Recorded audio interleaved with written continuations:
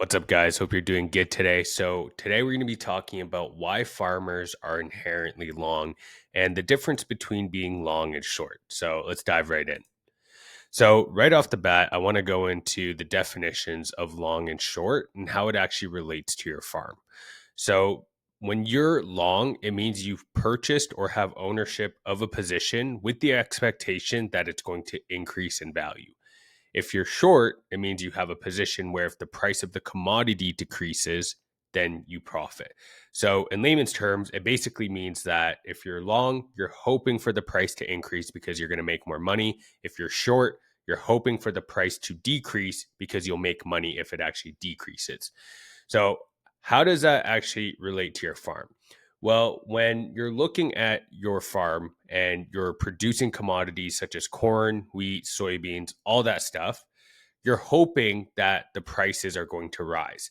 And when you're hoping for the prices to rise and they actually do, then you see an increase in your overall profit, which means that you're inherently long because without any hedging, basically it means that you want your prices of your commodities to be as high as possible, all the commodities you produce, which means you're inherently long because you're hoping for that.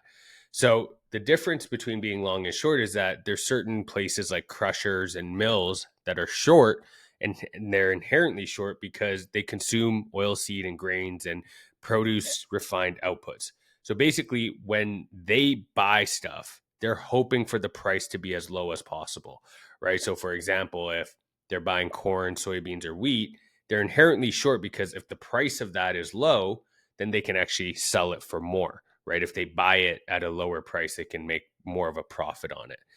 So, how that relates to you as an overall strategy is important for you to understand because you can't just be inherently long because hope is not a strategy. If you're just inherently long, you only benefit if the market moves one way. If you have the right risk management strategies in place, even if there's a downside or the price of your commodity drops, you can still lock in a profit and you're not at the whim of the market.